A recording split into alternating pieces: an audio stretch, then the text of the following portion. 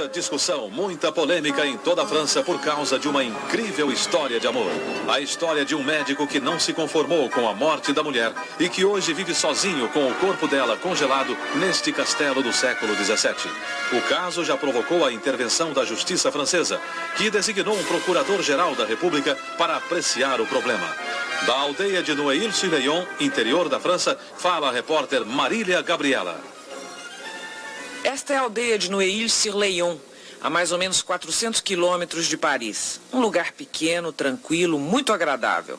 Qualquer pessoa por aqui sabe informar onde mora o Dr. Raymond Martineau, conhecido entre os moradores da cidade como o homem que congelou a mulher. O homem que vocês vão conhecer agora. Martineau tem 62 anos, é escritor ocasional, professor de Química e Física, doutor em Ciências e clínico geral famoso em Paris. Foi também professor assistente da Universidade de Paris, onde começou a estudar a criobiologia, o chamado congelamento de corpos para futura tentativa de ressurreição. E foi assim que, mesmo sabendo que as experiências semelhantes não deram certo nos Estados Unidos, o Dr. Martineau construiu uma câmara de congelamento para o próprio corpo. Na ocasião, o médico estava doente e achava que não iria viver muito. E vejam só que ironia. Nesta foto, de 1974, o Dr. Martineau mostra à mulher, Monique Leroy, o congelador que acabaria servindo para ela própria. Monique Leroy foi casada com um médico por mais de 20 anos. Pianista, cantora, ela deu a Martineau um filho, Rémi, hoje com 18 anos. Monique morreu de um tumor abdominal em fevereiro último. Martineau, então, imediatamente aplicou na mulher o processo de criogenização, ou seja, congelou o cadáver para tentar uma ressurreição no ano de 2030, quando a ciência já deverá, segundo o médico, ter descoberto a cura da doença que matou Monique. Não é sem razão que os vizinhos consideram Martineau um milionário excêntrico. Ele pouco vai à rua, passa a maior parte do tempo lendo, ou andando pelo castelo, que era menos triste quando Monique, antes de ficar doente, tocava piano quase todas as tardes. E quando foi que o senhor começou a se interessar por criobiologia, por congelamento de corpos? Em 1967, quando fiz um curso para aprender bem a criobiologia. Na ocasião, eu avisei isso aos jornalistas e a todo mundo que eu conhecia. Por isso não compreendo porque, de repente, todo mundo cai em cima de mim com esse assunto. E ele toma dimensões internacionais. E o que é que o senhor pensa da opinião dos médicos franceses que estão dizendo que o senhor fez foi inútil, porque é impossível a revitalização, o renascimento dos corpos? Sim, os médicos têm razão. Atualmente é impossível reanimar uma pessoa hibernada, mas no futuro nós já sabemos que isso vai ser plenamente possível. Eu só me preocupo com o futuro. Eu sou otimista quanto ao renascimento, mas evidentemente não podemos provar que tudo isso vai mesmo acontecer. Existe uma chance de que a experiência dê certo, porque afinal o organismo é composto de metabolismos. Eu sei que o senhor é católico, porque inclusive o senhor pediu à igreja a bênção para o corpo de Monique. Como é que o senhor resolve isso com a sua religião? Porque a igreja católica diz que quando uma pessoa morre, o corpo fica, acaba e sua alma se separa e vai para uma outra vida. Como é possível ressuscitar se a alma foi embora? É uma pergunta muito explorada pelos jornalistas franceses e estrangeiros. Mas isso é uma bobagem no quadro da crença católica. Nós sabemos que existe o inferno, o purgatório, o paraíso e o limbo. Eu creio que as crianças que não são batizadas vão para o limbo quando morrem, da mesma forma que os animais. É lá também que podem estar as almas das pessoas que ficam em coma durante muitos dias. Essas pessoas estão mortas ou quase mortas e nós muitas vezes conseguimos reanimá-las. Por isso, acho que Monique está no limbo e também pode voltar. Por coincidência, o senhor teve a mesma doença que matou sua mulher, Monique, não é um tumor abdominal? É isso? Sim, um tumor abdominal. Eu também tinha um tumor abdominal, mas não era da mesma categoria. Agora, ela sabia que ia ser congelada? Ela concordava com a ideia? Sim, nós dois conversávamos sobre isso desde 1967. E conversávamos com o nosso filho também. Agora, o senhor não usou o método americano. E E os americanos são os mais avançados em criobiologia desde a década de 60. Por que o senhor recusou o método americano? Os americanos fizeram congelamentos de 1967 a 74, mas eles estão mais interessados na perspectiva da ficção científica do que no domínio médico real da coisa. Além do mais, são empresas funerárias que se ocupam disso lá nos Estados Unidos e a origem dessas firmas, creio eu, não é muito científica. Me parece embromação. Acho também que lá nunca conservaram um corpo a 65 graus negativos, temperatura que preserva o organismo por muito tempo. Antes de congelar a mulher, Martineau injetou no corpo dela uma substância à base de glicerina para proteger as células.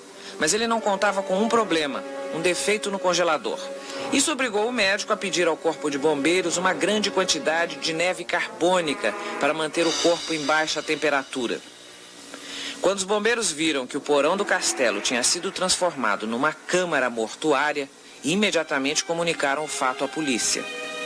Pela lei francesa, Monique podia ser enterrada no castelo e também podia ser congelada.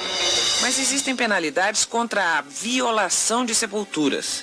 E foi para preservar esse direito da falecida Monique Leroy que um procurador-geral da República mandou lacrar o frigorífico e exigiu que fosse erguido, em torno da máquina, um muro de proteção.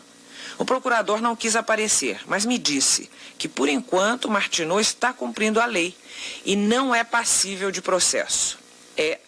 Mas ele seria se o procurador visse esta reportagem.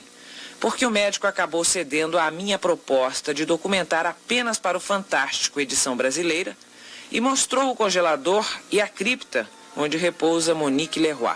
Nós vamos então, agora, ao porão do castelo com o Dr. Martineau.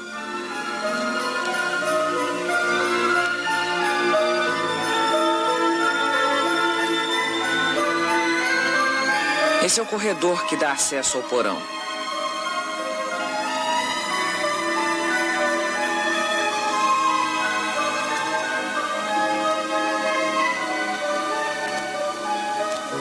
O lugar é muito úmido, muito escuro.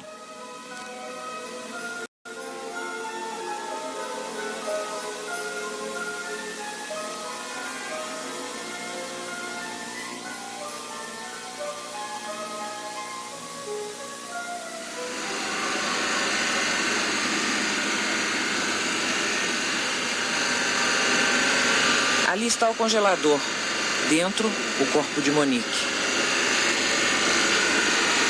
Junto ao frigorífico, o muro erguido por ordem do Procurador-Geral da República.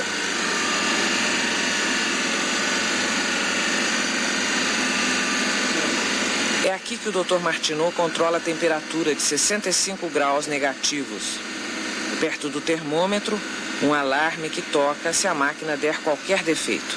Este é o lacre colocado no frigorífico por decisão da Justiça.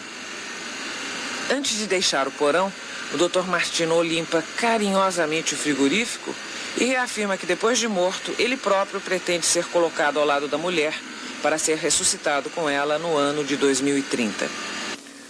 Ao contrário do que esperávamos, essa visita ao subterrâneo do castelo não nos deixou, a minha equipe, chocados, não.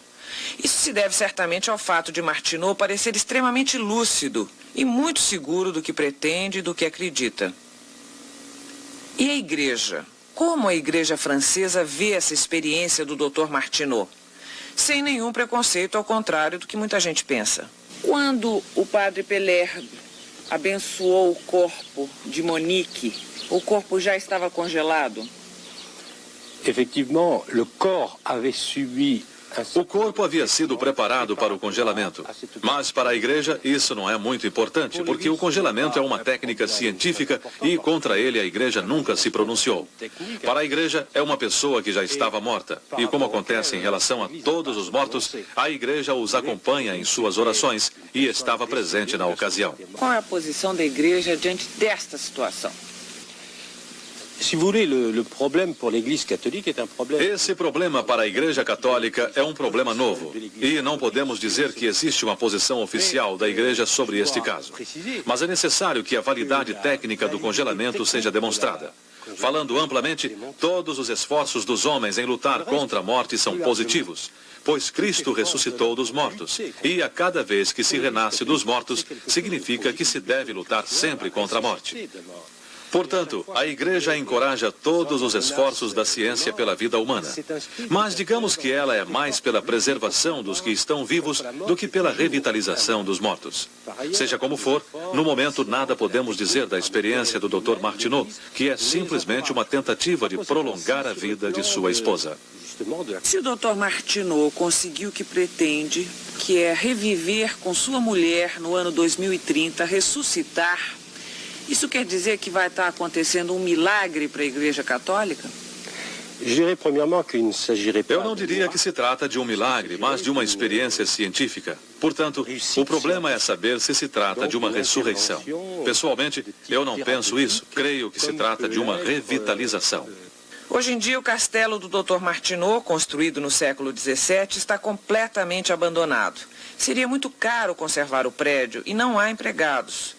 A única pessoa autorizada a entrar na cripta é Lydie Godin, uma vizinha do médico que, na ausência dele, todo dia dá uma olhada e vê se a câmara está funcionando e se a temperatura se mantém a 65 graus negativos. Afinal, é bom lembrar, o Dr. Raymond Martineau tem espaço reservado no frigorífico ao lado de Monique.